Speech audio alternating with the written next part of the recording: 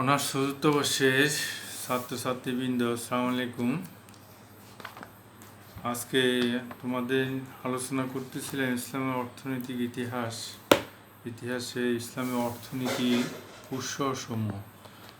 একটা হলো প্রত্যক্ষ উৎস, আরেকটা ছিল যে সম্পূরক উৎস। সম্পূরক উৎস কিন্তু আমরা আলোচনা করতে গিয়ে যে একটি বিশেষ দিক আছে যেটাকে ইস্তামবাদ বলা হচ্ছে। এটা যে ইসলামী অর্থনীতির একটা উৎস। কোনো বিষয়কে যুক্তি প্রমাণ এবং দৃষ্টান্তের সাথে কারণ উদ্ঘাটনের মাধ্যমে যে বিষয়ে বিধান নির্ণয় করা হয় তাকে ইস্তিমবাদ বলা হয়। এটাকে যে দুটি ভাগে ভাগ করছে দেখা যাচ্ছে, একটা হচ্ছে ইসলামী আদালতের সিদ্ধান্ত, আরেকটা হচ্ছে ইসলামী মজলিসে শুরা বা পার্লামেন্টের রায়। এই দুটির মাধ্যমেও রাষ্ট্রের কোনো ব্যাপারে যদি কোনো বিতর্ক সৃষ্টি হয়, সেখানে যেসব ইসলামী দেশগুলো আছে তাদের পার্লামেন্টের মাধ্যমে আলোচনা করে সিদ্ধান্ত গৃহীত হয়। এই ধরনের একটা রায়, তার কয়েকটা দৃষ্টান্ত আছে। আরেকটা হচ্ছে যে পার্লামেন্ট আরেকটা হচ্ছে আদালতের রায়। কেউ কোনো বিষয় যদি হয় তাহলে সেটা সরাসরি দেশের বিচারালয়ে যদি ভার দেওয়া হয়, তারা বিচারালয় দেশের সর্বোচ্চ সুপ্রিম কোর্ট সেটা সিদ্ধান্ত করে রায় দিবে। দেখা যাচ্ছে যে ইসলামী মজলিসে শুরা বা পার্লামেন্টের রায়ের মাধ্যমে যে দেখা যাচ্ছে 1969 সালে মালয়েশিয়া পার্লামেন্টে আইন পাশ করে ইসলামী শরিয়া ভিত্তিক সঞ্চয় প্রতিষ্ঠানসমূহে তাবুং হাজি প্রতিষ্ঠা করা হয়। এটা 1969 সালে মালয়েশিয়াতে হয়েছে। 1983 সালে মালয়েশিয়া এবং তুরস্কের পার্লামেন্টে ইসলামী ব্যাংকিং আইন পাশ হয়। আরও আছে 1984 সালে ইরান তার সার্বিক ব্যাংক ব্যবস্থা ইসলামী শরিয়া মোতাবেক পুনর্গঠন করে মজলিসে শুরা ইসলামীতে আইনে প্রণয়ন করা হয়। তার ইরানের পার্লামেন্টের নাম হচ্ছে মজলিসে শুরা। 1985 সালে তার পাকিস্তানের অর্থনীতি যে ফেডারেল শরিয়া কোড চালু করা হয়। 2002 সালে থাইল্যান্ড পার্লামেন্টে ইসলামী banking of Thailand act pass করা হয়। আর আমাদের দেশে 1983 সালে যে ইসলামী ব্যাংকিং ব্যবস্থা চালু হয়েছিল, এটা যে ইসলামী ইসলামী রাষ্ট্রীয় মজলিসে শুরার মাধ্যমে সেটা চালু করা হয়েছিল। এই হলো ইসলামী অর্থনৈতিক উৎসসমূহ। যে উৎসসমূহ আমরা সরাসরি কোরআন, হাদিস, ইজমা, কিয়াস, তারপর আছে সম্পূরক, এগুলো আমরা আলোচনা করেছি।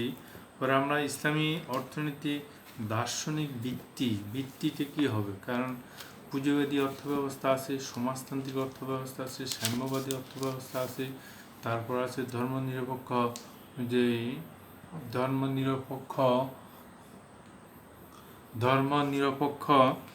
যে অর্থব্যবস্থা আছে। প্রত্যেক অর্থব্যবস্থার একটা দার্শনিক ভিত্তি আছে। যে ইসলামী যে অর্থনীতির যে ভিত্তিটা কী হবে, যে ইসলামী ভিত্তি, যে ইসলামী স্কলার যারা আছেন ওনারা আলোচনা করে যে সেটাকে তিনটি মৌলিক দার্শনিক ভিত্তির কথা বলেছেন। তিনটি অর্থাৎ 6টি বিষয়, সেটাকে ওনারা তিনটিতে নিয়ে আসছেন। একটা হচ্ছে যে তাওহীদ ও রুবুবিয়াত, আরেকটা হচ্ছে খিলাফত ও রিসালাত, আরেকটা হচ্ছে আখিরাত এবং আদালত। এই যে 6টিকে 3টি ভাগে নিয়ে আসছে। প্রথম যেটা হচ্ছে যে সেটা হচ্ছে যে তাওহীদ শব্দের অর্থ কী? তাওহীদ শব্দের অর্থ হচ্ছে যে একাত্মবাদ, আল্লাহ এক এবং অদ্বিতীয়, এই বিশ্বব্রহ্মাণ্ডের মালিক এবং সৃষ্টিকর্তা হচ্ছে আল্লাহ। এটাকে বিশ্বাস করতে হবে। যে সেখানে তাওহীদের যে মূল কথাগুলো বলা হয়েছে, যে সেখানে একটু সংক্ষিপ্ত আকারে বলা হয়েছে, সেটাই আমি বলতেছি। যে পৃথিবী ও বিশ্বজগৎ মহান আল্লাহ সচেতন সৃষ্টি, তিনি হচ্ছেন স্রষ্টা, মালিক, নিরঙ্কুশ, সার্বভৌম ক্ষমতার অধিকারী একমাত্র তিনি। এটা আমরা সবাই জানি। বিশ্বে সমগ্র মানব গোষ্ঠী স্বীকার করে আল্লাহ এক এবং অদ্বিতীয়। কেউ সেটার সাথে তারা অন্য দেবদেবী পূজা করে, সেটা তাদের ধর্মীয় পথ হয়। আমাদের যে মুসলিম ধর্মে বা আমাদের ইসলাম ধর্ম, আমাদের নবী মোহাম্মদ সাল্লাহ সাল্লাম, আমাদের কোরআন বলতেছে যে আল্লাহ এক এবং অদ্বিতীয়, তার ক্ষমতায় কাহাকেও শরীক করা যাবে না, উনি নিরঙ্কুশ ক্ষমতা অধিকারী এই বিশ্ব ব্রহ্মাণ্ডে।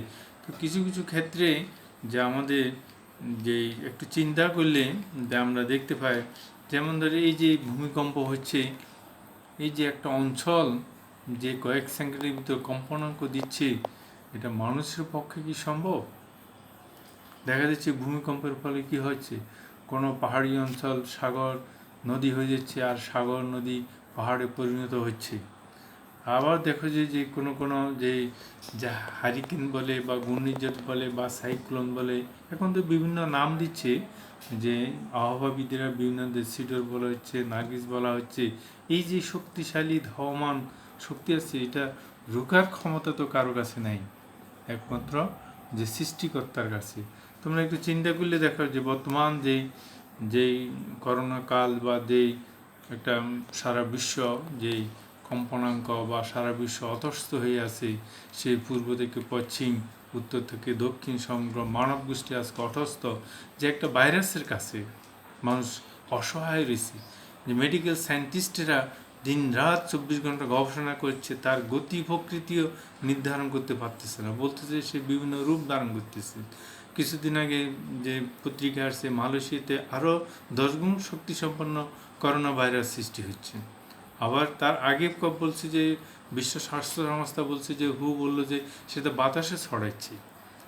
কিন্তু মানুষ এখনও এই বৈজ্ঞানিক যুগে বা এই টেকনোলজির যুগে যে সেখানে এখনও যে মানুষ ভ্যাকসিন আবিষ্কার করতে হবে, কারণ চিকিৎসা বলতেছে বারবার বলতেছে যে আপনার সুরক্ষা যে আপনাকেই করতে হবে। কি করতে হবে? যে সাবান দিয়ে হাত ধুতে হবে, মাস্ক ব্যবহার করতে হবে, নিরাপদ সামাজিক দূরত্ব বজায় রাখতে হবে, এর মধ্যে আপনি আপনাকে সুরক্ষা করবেন।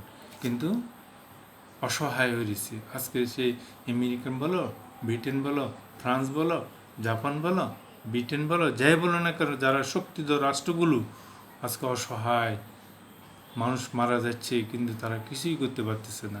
এই হলো নিরঙ্কুশ ক্ষমতার মালিক হচ্ছে যা আল্লাহ। আল্লাহ মানুষকে বিপদ দিয়েও পরীক্ষা করে, মানুষের সুখ স্বাচ্ছন্দ্য দিয়েও পরীক্ষা করে। যাক, আল্লাহর সম্পর্কে তোমরা সকলেই ভালো জানো যে আল্লাহ সর্বশক্তিমান, আল্লাহ সর্বত্র বিরাজমান, আল্লাহ সর্বজ্ঞ। কয়টা প্রকার আছে? আল্লাহ সর্বশক্তিমান, আল্লাহ সর্বত্র বিরাজমান, আল্লাহ সর্বজ্ঞ। আল্লাহ সর্বত্র আছে, সবচেয়ে ক্ষমতাশালী হচ্ছে যে আল্লাহ। তারপরে যে আল্লাহ তাওহীদের যে বৈশিষ্ট্যের কথা বলা আছে, সেখানে আছে বিশ্বজগতে পরিচালনা করেছেন আল্লাহ। এই বিশ্বজগৎকে পরিচালনা করা হয়েছে। আমরা হয়তো বিভিন্ন আমাদের দেশে বিভিন্ন ওয়াজ মাহফিল হয়ে থাকে, সেখানে তোমরা বিভিন্ন পণ্ডিত বা মুফতি সাহেব বলে থাকেন যে আল্লাহর দুটো জিনিস নাই, কি নাই? যে আল্লাহর চোখের ঘুম নাই, আর আল্লাহ কি করেন?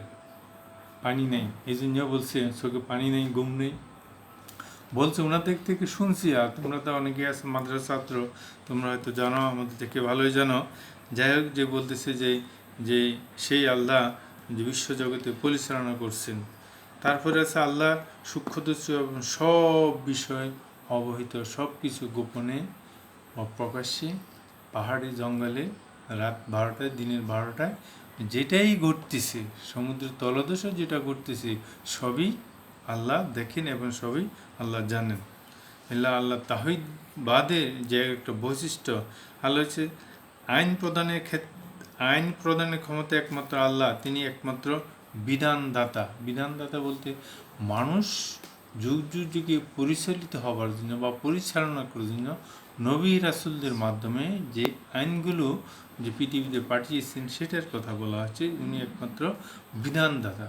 কারণ আমরা খ্রিস্টপূর্ব থেকে শুরু করে আজ পর্যন্ত যে মানবগুলো, যে সকল বিদ্বান ব্যক্তিরা বা সায়েন্টিস্ট ব্যক্তিরা বা যে পণ্ডিত দার্শনিকেরা যে সকল আইনগুলো বলে গেছেন, সেগুলো কিছুদিন চলার পর আস্তে আস্তে ভুল প্রমাণিত হচ্ছে। যে আমরা আগে শুনছি যে যেই পৃথিবী সূর্যের চারিদিকে ঘুরে, কিন্তু বিগত শতাব্দী থেকে আসতেছে না, পৃথিবী বিশ্বে ভূমণ্ডলে যাই কিছু আছে, যে সে সূরা ইয়াসিনেও আছে, তোমরা দেখতে পাবে যে যাই কিছু আছে প্রত্যেকে তার আপন আপন কক্ষপথে ঘূর্ণমান চন্দ্র সংযোগ চন্দ্র, কক্ষপথে সূর্য, তারা, গ্রহ, নক্ষত্র, পৃথিবী সব কিছু তার আপন আপন কক্ষপথে গুণ্যমান। কেউ কাউকে অতিক্রম করে না, কেউ কাউকেও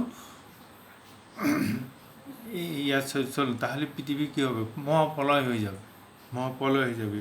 যে সেখানে চন্দ্র সূর্যের কক্ষপথে, সূর্য পৃথিবী কক্ষপথে ঘূর্ণমান। তারপরে আছে দুনিয়ার সব মানুষের যোগ্যতা, দক্ষতা এবং এই বিশ্ব ও এর যাবতীয় সম্পদের যে একমাত্র মালিক, স্রষ্টা এবং সার্বভৌম নিয়ন্ত্রণ হচ্ছে আল্লাহ। তারপর হচ্ছে আল্লাহর সাথে সম্পর্ক স্রষ্টা এবং সৃষ্টি, প্রভু এবং দাসের, বাদশাহ এবং প্রজার, আইনদাতা এবং আনুগত্যকারীর। আল্লাহর সাথে আমাদের সম্পর্ক, আল্লাহ যদি আমাদের প্রভু হয়, আমরা ওনার দাস, উনি আইনদাতা তৈরি, উনি বিধানদাতা, আমরা তার আনুগত্যকারী, উনি বাদশাহ, আমরা তার প্রজা, উনি স্রষ্টা, আমরা তার সৃষ্ট জীব। তারপর হয়েছে যে তাওহীদ, বিশ্ব দর্শনের অলৌকিক পুঁজিবাদ, ভোগবাদ, সাম্যবাদ, অর্থনীতি ধ্বংস, নিথর, বাতি এবং মিথ্যা বলে প্রমাণিত হয়েছে। তাওহীদ যে আজকে অন্যান্য মতবাদগুলো বলা আছে যে সমাজতন্ত্র, সাম্যবাদ, তার পুঁজিবাদ, সেগুলোর কথা বলছে যে এই মতবাদের কাছে বা এই অর্থনীতির কাছে যে আজকে যে সেগুলো অকার্যকর বলে যে প্রমাণিত হয়েছে। এগুলো আল্লাহ তাহিদবাদ, তারা ইসলামী অর্থনীতির ভিত্তি হবে কি? তহিদ বা আল্লাহ এক, এটা আমাদেরকে মনে রাখতে হবে এবং এই মন নিয়ে আমাদের অর্থনৈতিক কর্মকাণ্ড আমাদেরকে পরিচালনা করতে হবে। তারপরে হচ্ছে রুবুবিয়াত হচ্ছে যে আল্লাহর একটা গুণ আমরা বলতে পারি যেটাকে প্রতিপালনবাদ।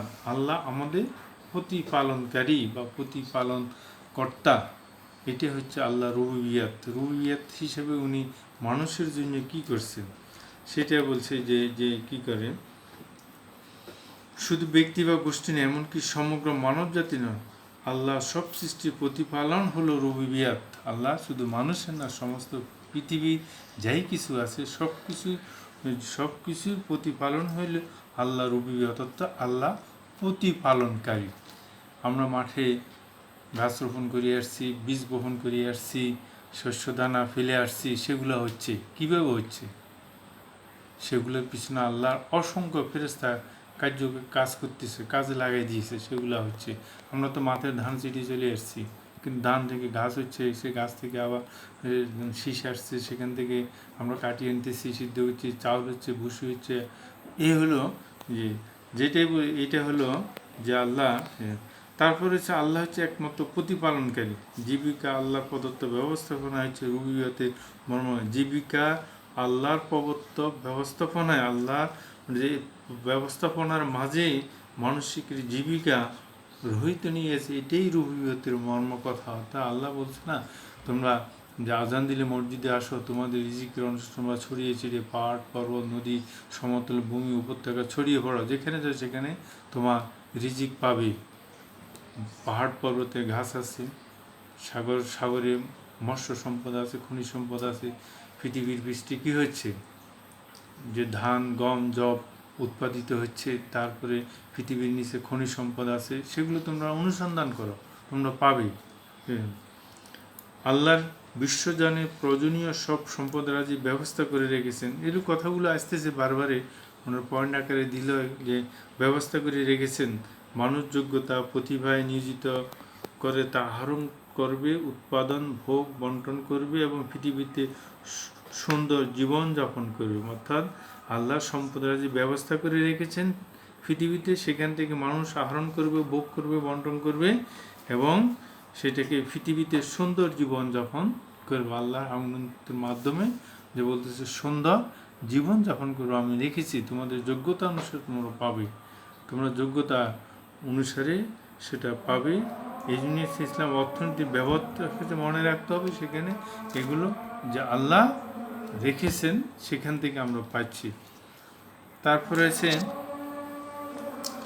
সকল মানুষ একই আল্লাহর সৃষ্টি, একই পিতামাতার সন্তান, সুতরাং সম্পর্ক পরস্পর বাই এই সম্পর্ক সহমর্মিতা এবং সহযোগিতার উপর নির্ভরশীল। মানুষ হচ্ছে সমান অংশীদার। মানব জাতির সমগ্র মানুষ এক অবিচ্ছেদ্য অঙ্গ। মানুষ যে কিন্তু আমরা এখন আসি পৃথিবীতে, কেউ হিন্দু, কেউ মুসলমান, কেউ খ্রিস্টান, কেউ কাউকে আমরা কী করতেছি, অবজ্ঞা করতেছি, কেউ কারোর বিরুদ্ধে আমরা যুদ্ধ ঘোষণা করছি, মারামারি কাটাকাটি করছি। কিন্তু আল্লাহর দৃষ্টিতে মানুষ যে সকলেই সমান, সকলেই এক আদম হওয়ার সন্তান, সেখান থেকে এসেছে। এই হলো আল্লাহর যে যে তাওহীদ এবং রুবিয়তের কথা বলা হচ্ছে। এইটা হচ্ছে ইসলামের অর্থনীতি, যে বৃত্তি হবে এবং তা একত্ববাদ এবং তা রুবিয়াত, প্রতিপালনকারী বা প্রতিপালনবাদ, যিনি প্রতিপালন করেন, অর্থাৎ আল্লাহকে বোঝানো হয়েছে। তারপর হচ্ছে যে যে খিলাফত এবং রিসালাত। খিলাফত হচ্ছে যেই জনগণের প্রতিনিধিত্ব, আর রাসূল হচ্ছে যে রিসালাত হচ্ছে রাসূলের নেতৃত্ব। মানুষ আল্লাহর প্রতিনিধি কিভাবে করবে? রাসূল, সে নবী রাসূলেরা পৃথিবীতে এসে রিসালাতের মাধ্যমে মানুষকে শিক্ষা দিয়ে দিয়েছে। সেই হিসেবে মানুষ যে তার খলিফা নির্বাচন হবে, তার প্রতিনিধি নির্বাচিত হবে এবং রাসূলের প্রদর্শিত পথ অনুসারে কী হবে? রাষ্ট্র পরিচালনা করবে। এটাই দ্বিতীয় ভিত্তি বলতেছে, বা দ্বিতীয় দার্শনিক যে কথা বলা হচ্ছে। ইসলামী অর্থনীতির দ্বিতীয় মৌলিক দার্শনিক খিলাফত এবং রিসালাত। খিলাফত হচ্ছে এই জমিনে আল্লাহর প্রতিনিধিত্ব। যে আমি আগে বলেছি, মালিক আল্লাহ, মানুষ প্রতিনিধি, আর প্রতিনিধি কখনো মালিক হয় না। আমরা এই পৃথিবীর মালিক না, আমরা এই পৃথিবীতে ভোগ করতে পারি, ভোগের জন্য এসেছি। আমরা মালিক হবার যদিও বলে যে এটা আমার, ওইটা আমার, এটা আমার, আজ মরে গেলে কাল কে কার? এই বিশ্ব থেকে যাবে, এই ব্রহ্মাণ্ড থেকে যাবে, এই জমি থেকে যাবে, এই বাড়িঘর থেকে যাবে, কিন্তু মানুষ, এই যে করোনায় লক্ষ লক্ষ লোক চলে যাচ্ছে, কে কার? কেউ তো কাউকে দেখার জন্য আসতেছেন, সেবা শুশ্রূষা করার জন্য আসতেছেন। এক কথা যদি বলে যে আমাদের দেশে চাচা, আপন ধান, ব্রাচা সবাই নিজকে নিয়ে যে ব্যস্ত হচ্ছে।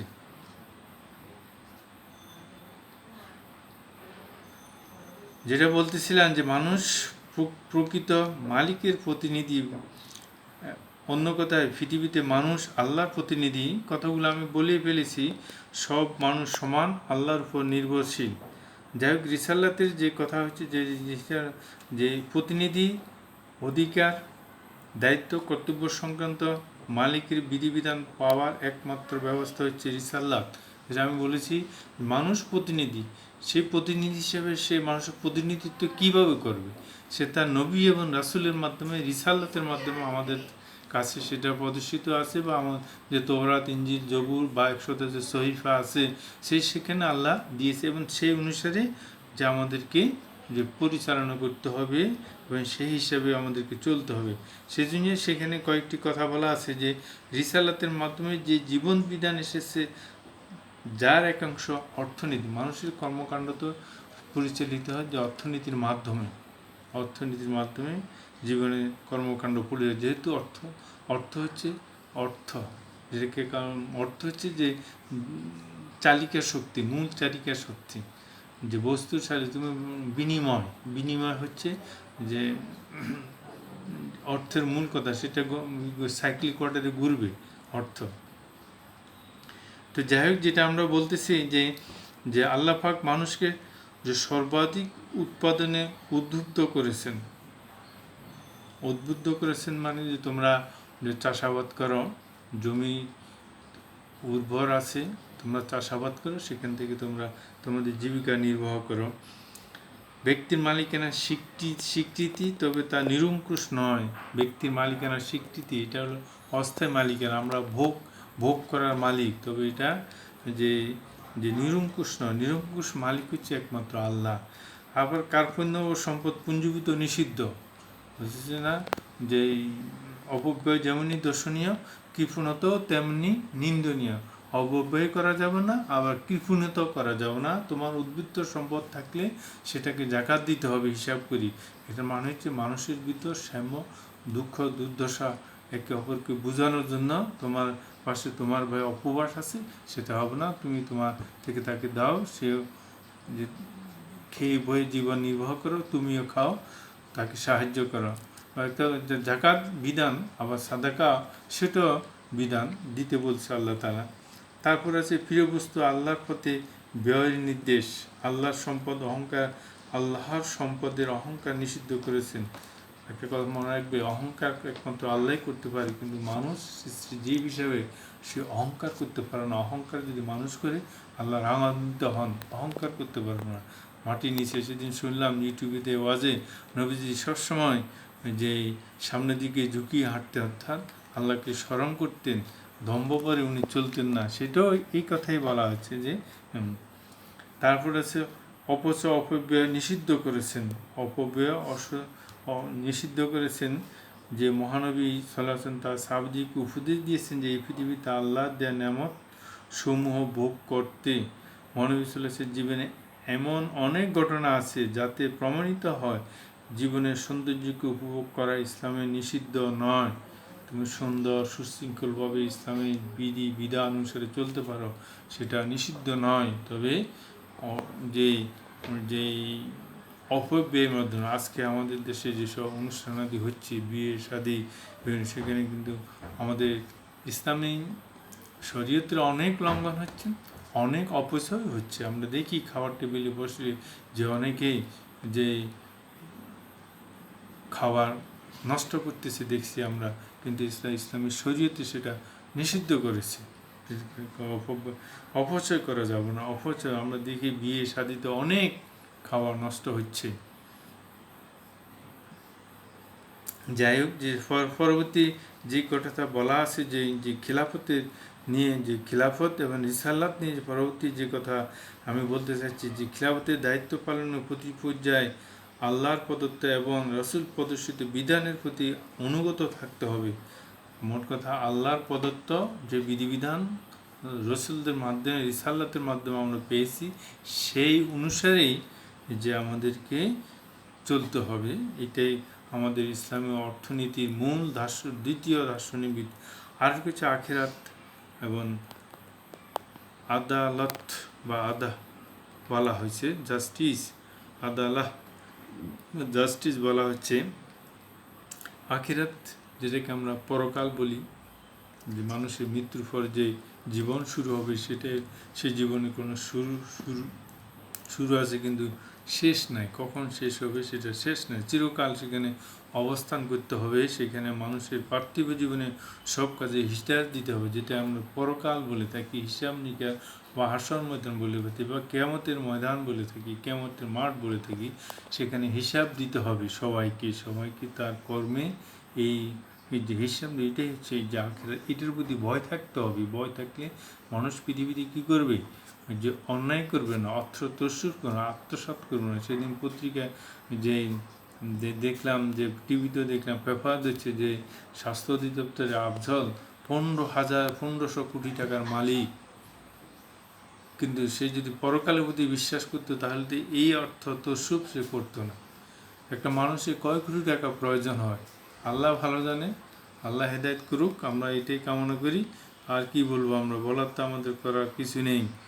সেই আল্লাহর আদালতে জবাবদিহি করার যদি অনুভূতি থাকতো, তাহলে আজকে মানুষ এই ধরনের অন্যায়, অবিচার, আত্মসাৎ, চুরি, রাহাজানি, খুন এগুলা করতো না।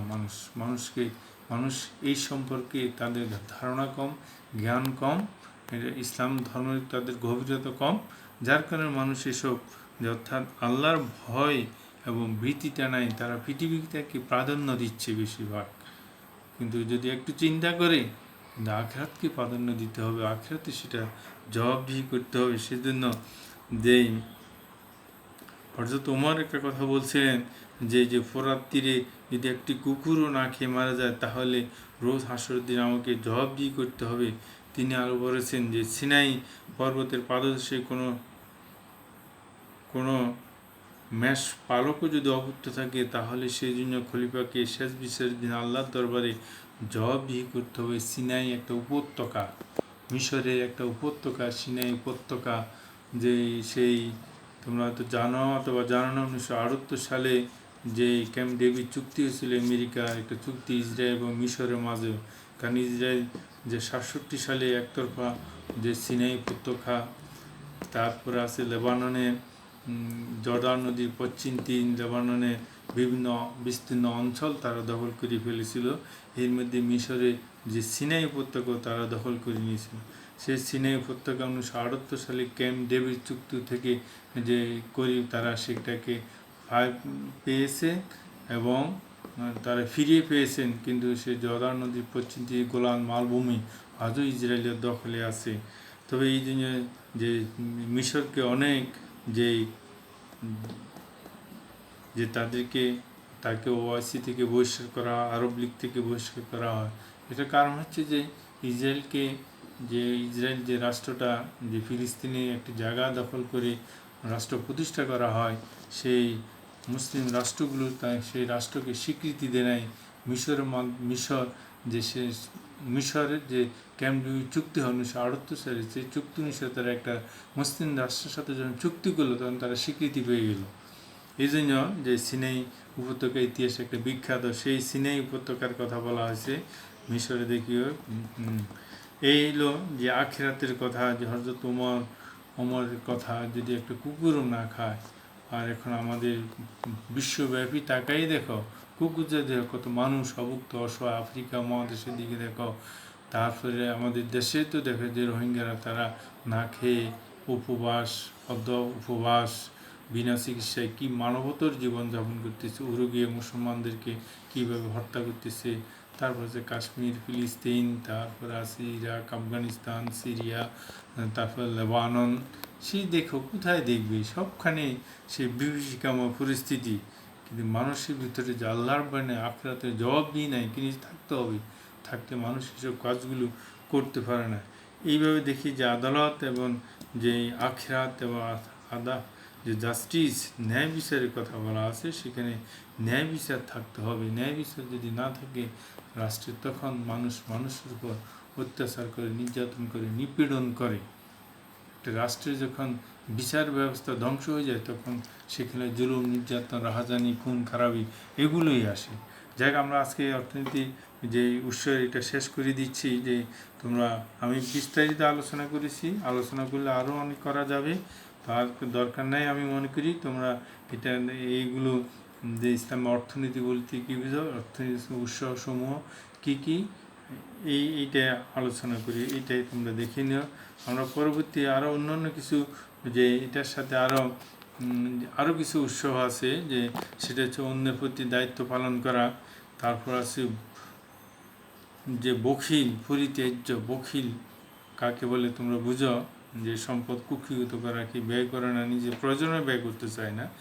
তারপরে আমলে সালে নেক কাজ করা, সম্পদ লক্ষ্য অর্জনের মাধ্যমে নিজে লক্ষ্য নয় অন্যকেও সেখানে যে সাহায্য এবং সহযোগিতা করতে হবে। সামষ্টিক অর্থনীতি, সামাজিক কর্মকাণ্ড পারিবারিক পরামর্শের মাধ্যমে সম্পাদন করা, যে হায়াতে তাইবাহ অর্থাৎ সুন্দর এবং স্বাচ্ছন্দ্য জীবন নিশ্চিত করা।